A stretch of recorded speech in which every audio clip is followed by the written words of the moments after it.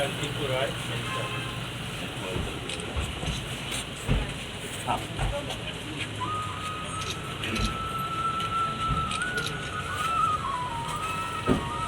नमस्कार, आपको भी स्वागत है उनकुटी में।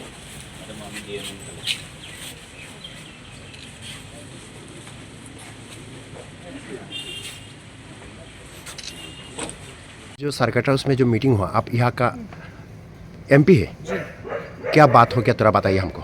ये हम लोग का जो अभी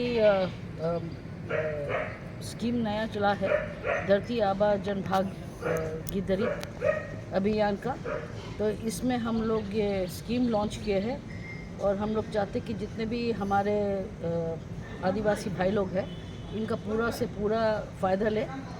और ये बहुत अच्छा स्कीम है और हम लोग सब यहाँ पे उनको मदद करने के लिए कि मैक्सिमम बेनिफिट जो हमारे जनजाति लोग हैं उनको मिल पाए।